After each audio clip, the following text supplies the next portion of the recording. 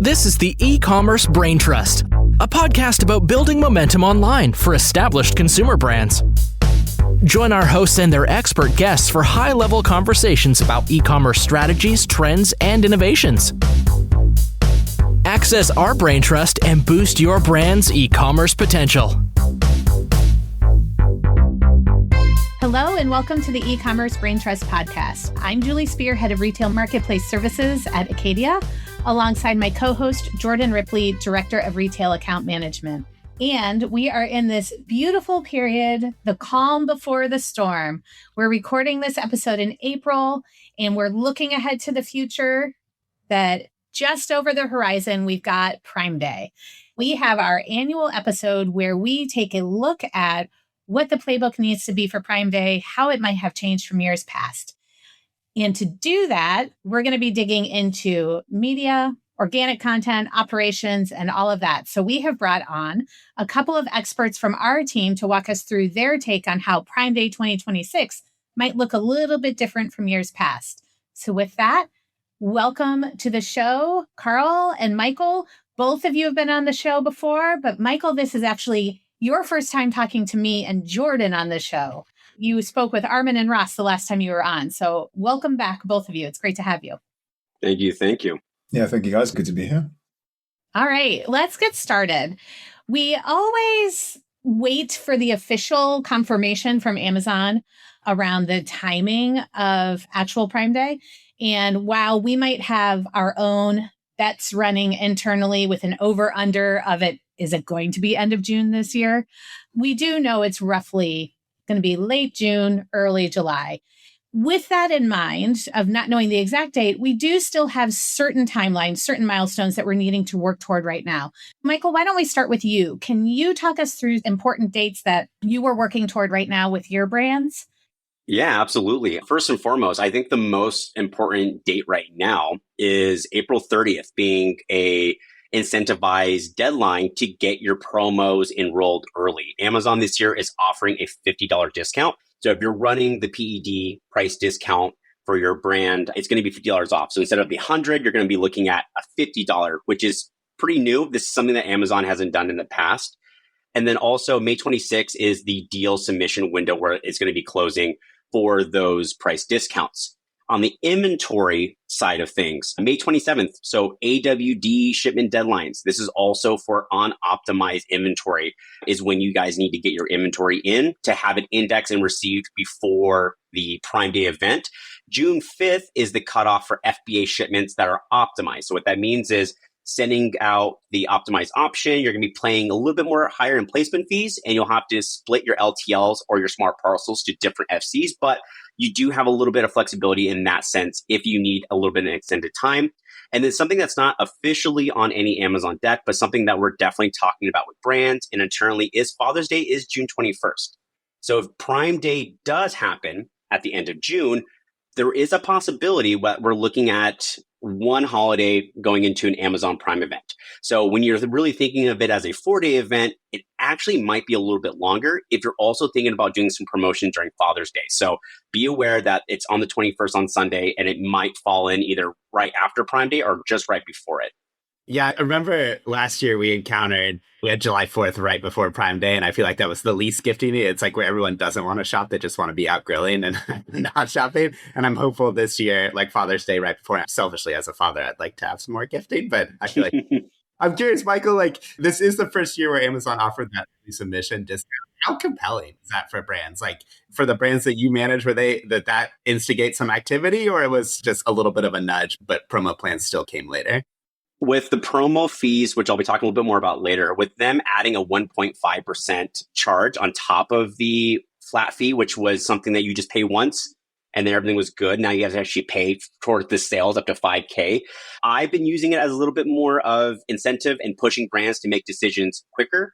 Profitability is top of mind this year. The economy is hurting really bad. So at this point, even though it's just $50, that's $50 you don't have to pay towards Amazon. So that's how I've been pushing brands. And a lot of them have been excited and been like, great, let's get this in early. I typically try to get my promos in as early as possible so we can ad hoc any solutions to promotional problems. So I've been pushing it and trying to make it more urgent and make it a little more flashy for clients. in brands. It's our own lightning deal for brand on deal. Yeah, strike and while it's meta hot. in that way. Carl, how about you? What are some of the main milestones and things that you're looking at from a media perspective, knowing that we're looking at like likely, I'm just going to say likely a late June Prime Day? Yeah, I think at least from an ads perspective, it's less restrictive compared to ops in terms of like solid deadlines as such. For us, it's more a case of we've got our kind of budgets that we want to play with. We've got lead-in strategies, event promo strategies, and lead-out strategies. So for us, it's more a case of having those budgets locked in. I think in most cases, we ideally would have budgets confirmed already. If in some bizarre case where we don't have those budgets yet, if we can have that at least a month to 6 weeks before the event so that we can properly plan behind that. Similarly, we would also want to have creatives up and running. So if brands are wanting to test different creatives, we can start testing that already, see which creative types are driving a higher detail page views, higher overall clicks, as well as just making sure at this point we want to start priming demand, increasing our upper funnel investment. So it's more a case of getting our ducks in a row in time for Prime Day versus more definitive deadlines. Speaking of getting your ducks in a row and lining everything up, one of the things that was big in terms of changes for last year was that Prime Day expanded to a 4-day event. And it took a lot for brands and our team alike to consider, all right, how do we adjust our strategy for this expanded window? You mentioned this, Michael, that macroeconomic pressures are different perhaps than they were last year, but no less intense for brands and for consumers alike.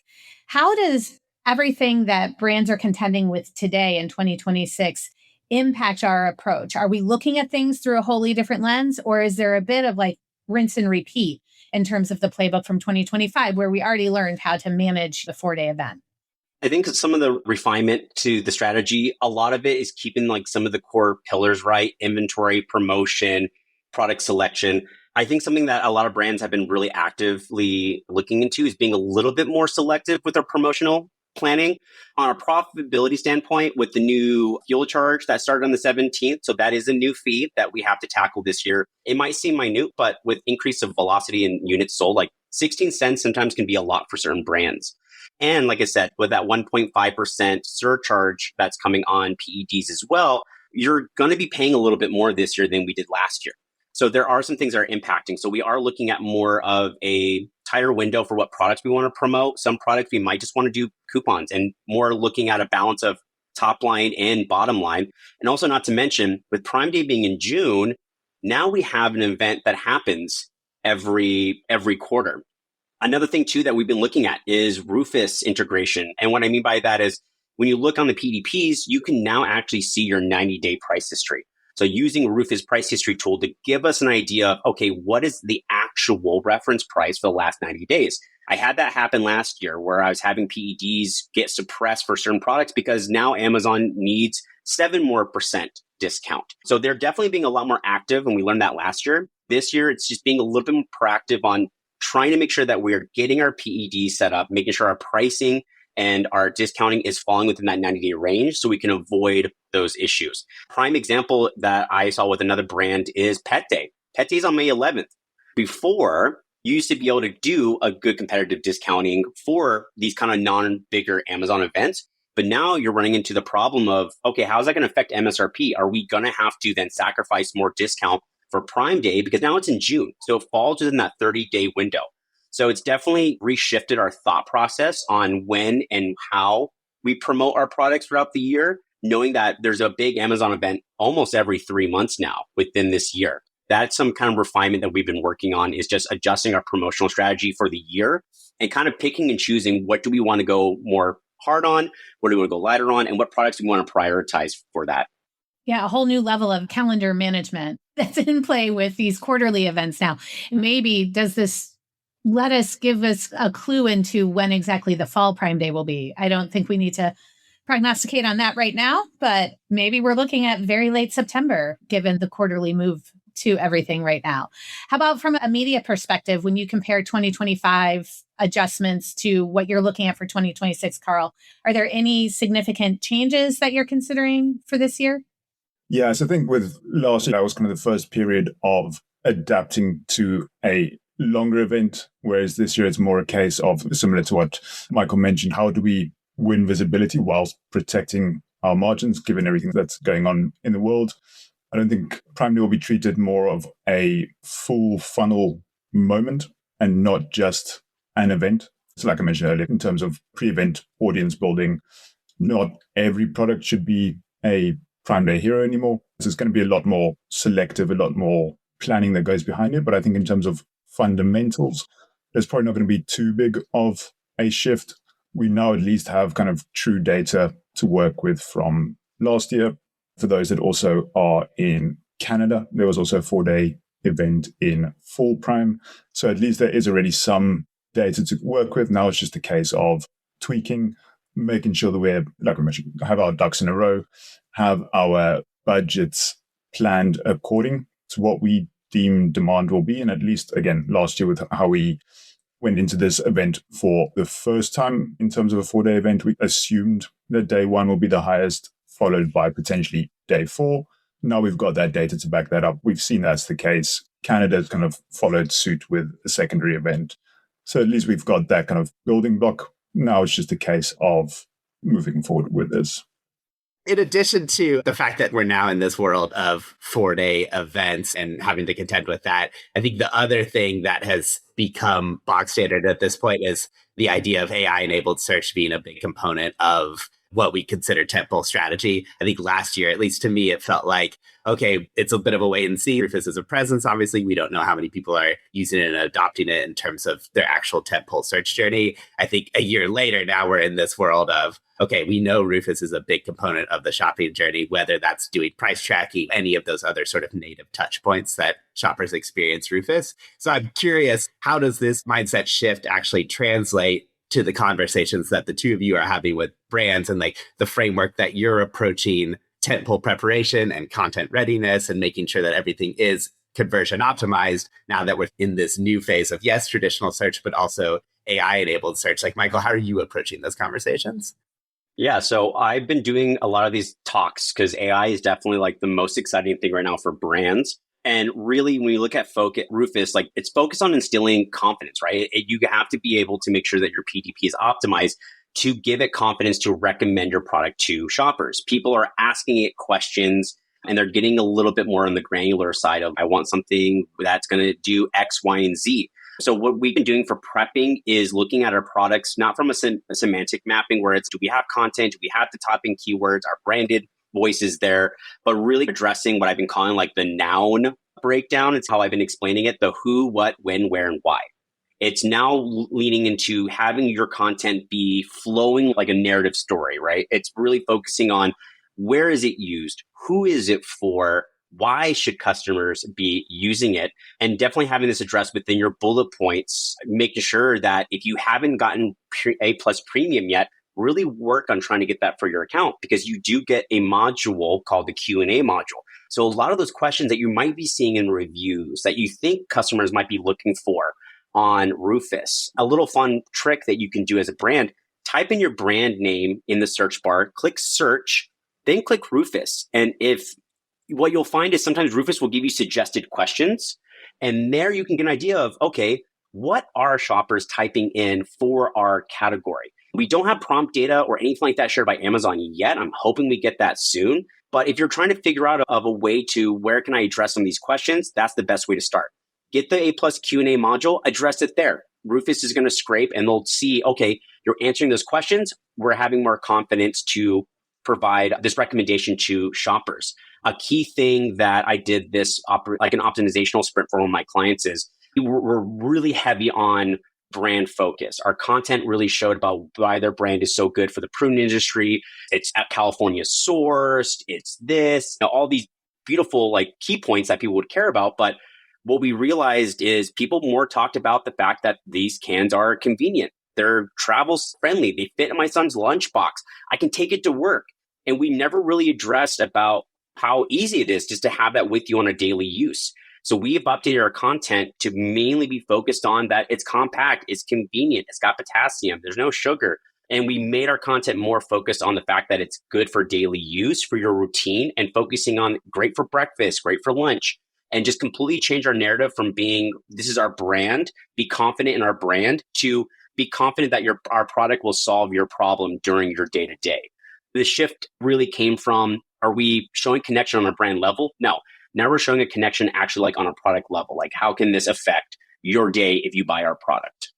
Yeah, particularly important on these simple events where it's like the amount of time somebody's going to be spending, like getting to know the brand relative to just, okay, there's a deal, I'm conversion ready, I'm lower funnel ready to go, like actually speaking to the customer needs. Very important. So I love that idea. I'm curious from your side, just like Prime Day watershed moment in terms of AI-enabled search, we've also seen all these developments roll out over the past year in the Amazon ads ecosystem. When we think about Prime Day 2025 and now Prime Day 2026, things like sponsored prompts, things like much more availability of AMC. We saw DSP and search come together within the same kind of ads console. So I just feel like there's a lot of new surface area that you could be touching within the ads ecosystem. There was already a lot to keep an eye on during Prime Day, and that continues to expand. So if you had to focus in on one area of the ads ecosystem that's developing that advertisers and brands should not neglect headed into tentpoles of this Prime Day in particular, like what would you say is that thing that cannot be overstated in terms of importance? Yeah, for me, it's AMC. And I think it's something that's not new, but something that's also changing a lot, and it seems there's a lot more development and conversation around AMC at the moment. So that's one of the key things for me. Another big kind of unlock is previously you had to have DSP in order to have AMC. That's no longer the case. Now, if you've just got a search account, you can have Amazon Marketing Cloud unlocked with that. So that's something that I think is really going to help drive overall strong performance, and especially with a big event like this, what's the I want to say main driver for a brand behind a tentpole event like Prime Day. It's in order to convert consumers, and especially when it comes to new to brand customers as well. So how can that be done? Obviously through Amazon Marketing Cloud. Through that, you can curate different audiences. You can, for example, those that have added to cart and not purchased. And I think, again, with this being a 4-day event, there's even opportunity within the event to curate audiences. So those that on day one added to cart but did not purchase, now you've got days to convert those audiences. Again, using things like your demographic data as well, especially when it comes to DSP, seeing which audience types have high affinity to your products, looking at which products generally have high purchases together. So essentially you can help to cross-sell different ASINs. Yeah, so I think there's just a lot within AMC that's not necessarily used that much. And I think now's also a great time to start testing that, start building audiences, especially with a minimum threshold, just to make sure that you've got enough audience to essentially be able to build on. So if I was to, let's say kind of work with one specific new tool, if we want to put it in that sense, then I would go with AMC. Yeah, especially as we talked about, brands are very concerned about margins, making their dollar go as far as possible, given broader macroeconomic issues.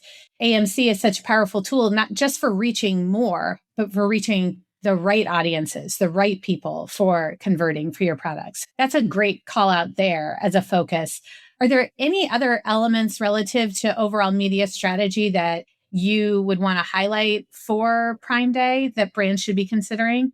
Yes, I think we've at least scratched the surface of some of this. And again, I think it depends how long we want to have this podcast for, how deep we can really go into.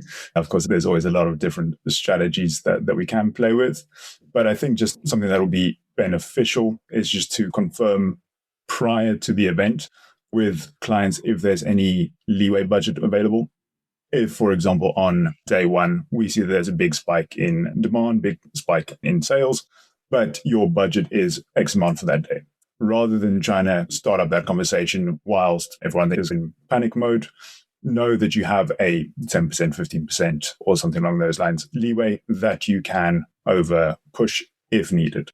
Or if you need to then pull back from day 2 or 3 where there might be a bit of a lull. So just essentially to not miss out on sales because you are unsure as to whether you can push a little bit. Then there's also the case of adjusting strategy based on where we're at. So like I mentioned, there's a lead-in strategy that we have. event strategy, and then lead out. So of course, during the lead in, we want to focus on driving as much awareness as possible.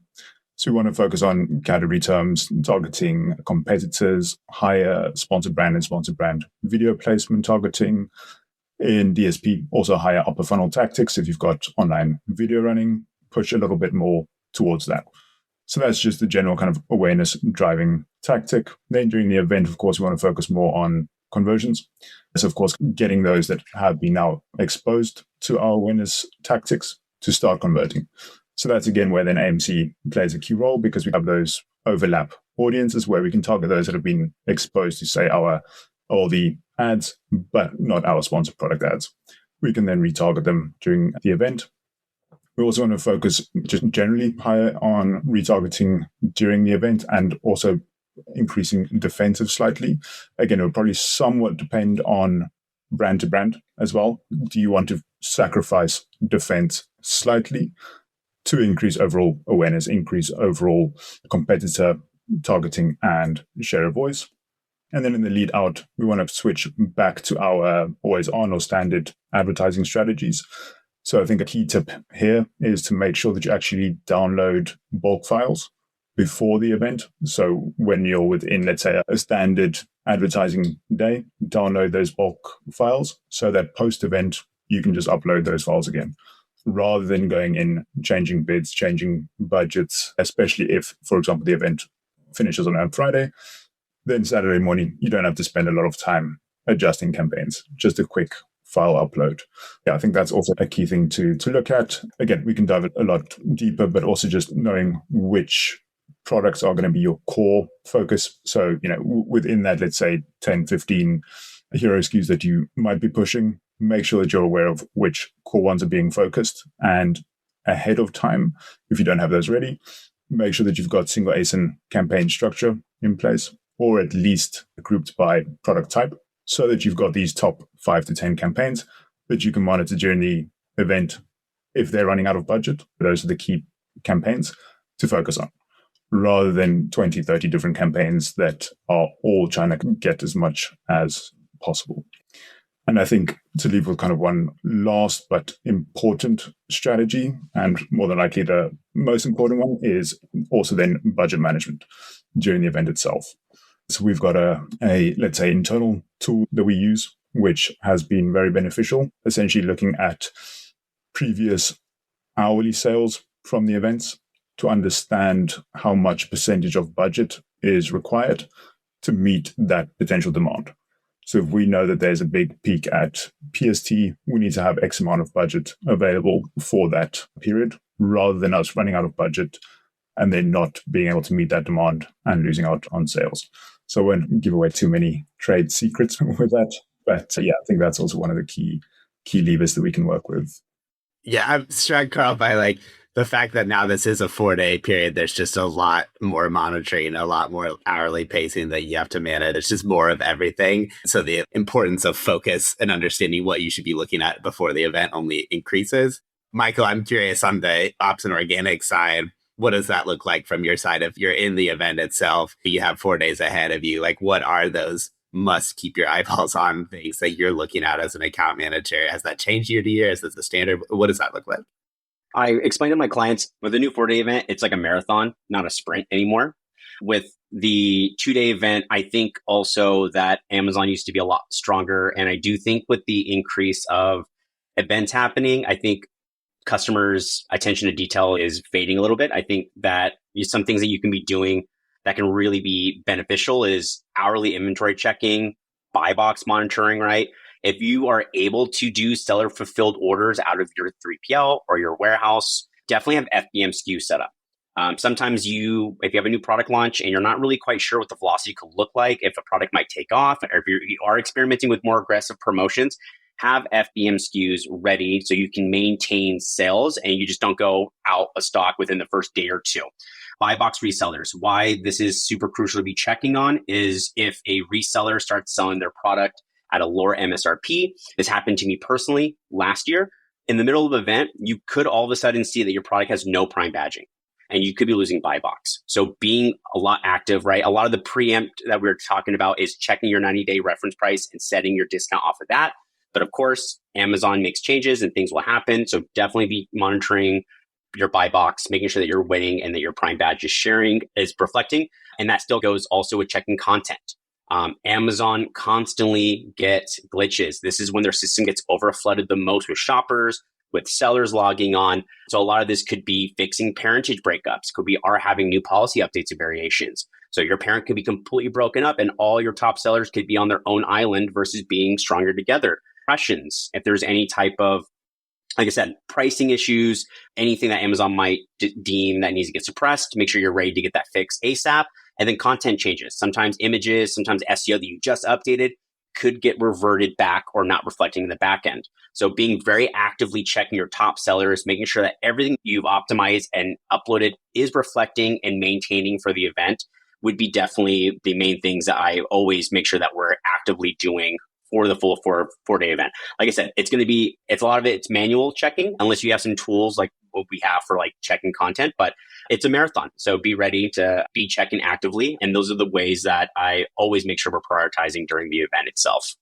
Yeah, and the last thing too is the marathon doesn't exactly end at the finish line. There's this sort of slow jog out of it where you need the lead out period as well. And Carl had a great points around remarketing and what that looks like. I'm curious too, Michael, on your side, the sort of key things that you're looking at in the days to week after Prime Day and what that looks like for the brands that you manage.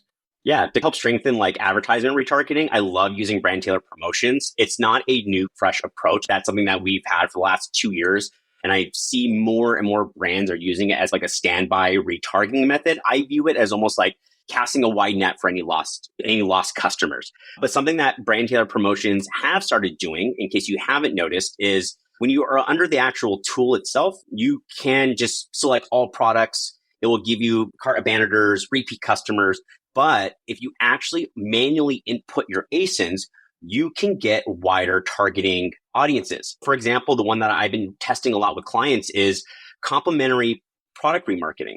It's a form of reselling that I don't think a lot of brands are utilizing a lot. I've started doing it and it's great. It targets other similar products within Amazon that could be similar to yours. And you can throw in that 10% or more aggressive discounting on the percentage if you want to push, depending on what your strategy is looking like. But definitely looking at those more wider audiences. Repeat, lapsed customers are always great. And then also review velocity harvesting. I know a big thing for a lot of brands are we need more reviews, we need more ratings. We need to have that be bulked up, right? Because reviews are gold. It's another form of confidence from customers. Because you're going to get an increase in units sold, look at doing any type of automatic review requesting. Give it that exact 5 days or so after delivery.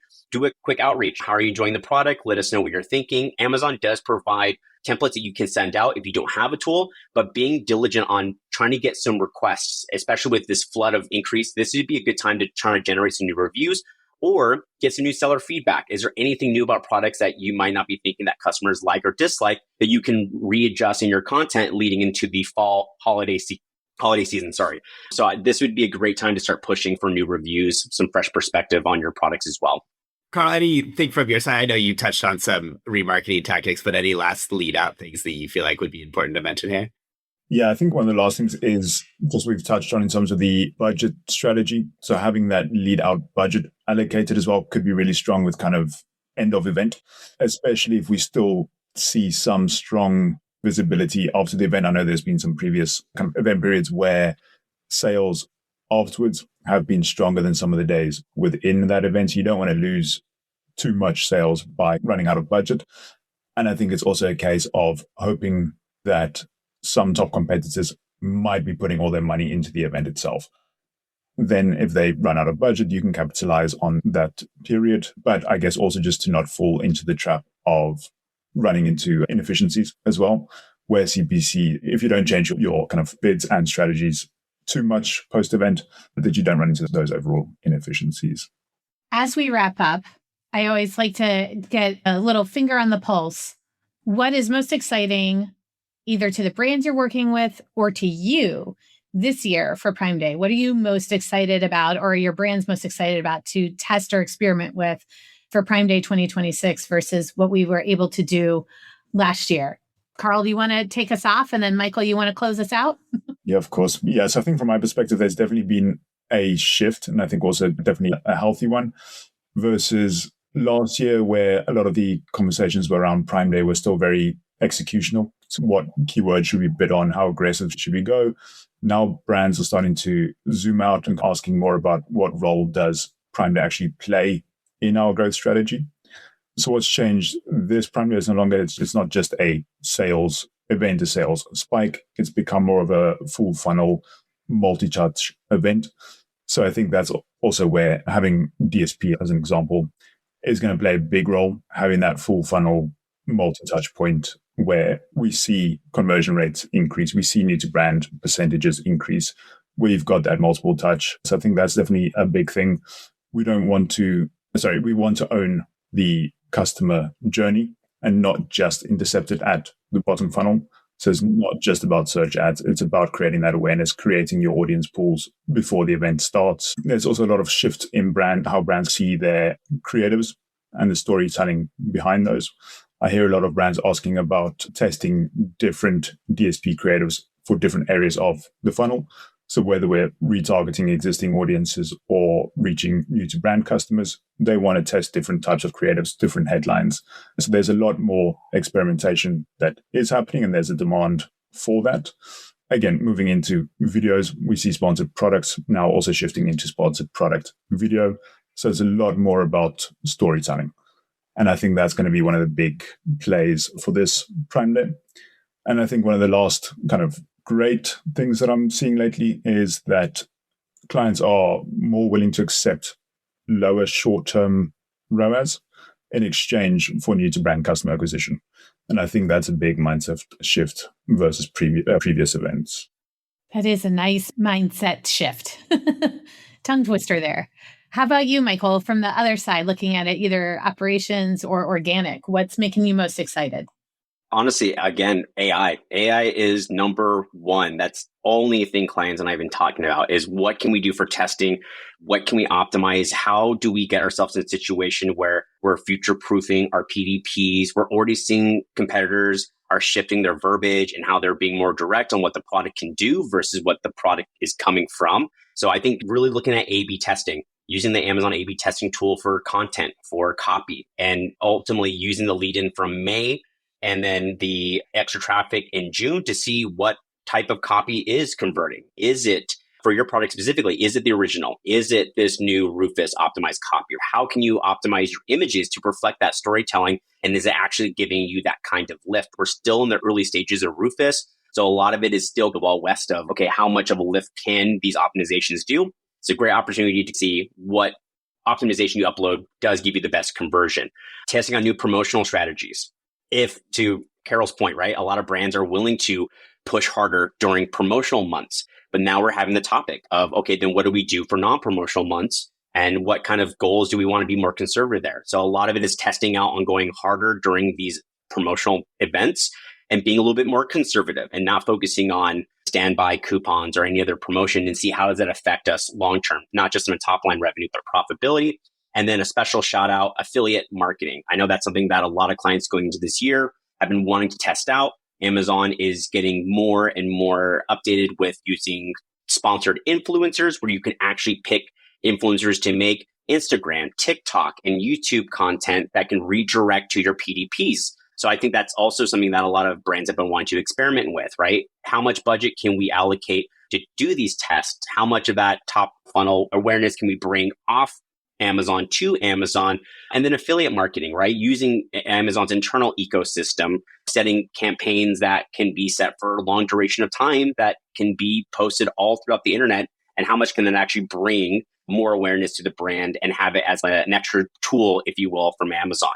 So those are definitely some big talks and experiments that we've been focusing on, not just for Amazon Prime, but like just this year in general for brands. As with anything with Amazon, just a few things to consider, a few things to keep in mind and test. I appreciate you both coming on to talk today about what we should be doing in the lead up and paying attention to during the event, and then for the lead out for Prime Day. And I still think over under everyone's take, late June. Is that what we're looking at here for Prime Day? Anyone thinking it's still going to land in July? It's got to be June because I got a jury duty summons for the last week in June, and then I had to postpone it. So I spent a lot of time negotiating with the jury committee in Spokane. So if it's not in June, I'm going to be so mad. We'll forward this to Amazon so they can take that into consideration. Yeah, exactly.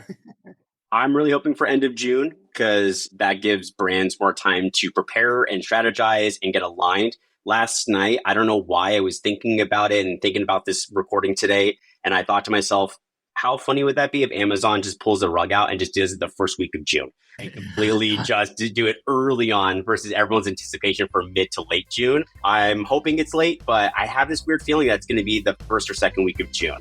Oh, geez. That's yeah, I'm going to go against the grain. I think it's going to be earlier. Air quotes funny for that one. Yeah. Yeah, I've heard some, let's say, unofficial, official dates. So I don't know how real that is, but from more than one source, I think it's going to be end of June. All right, we'll see. We'll have you guys back to see if your predictions held. But thank you for coming on today. Great talking with you. Thank you. Thank you.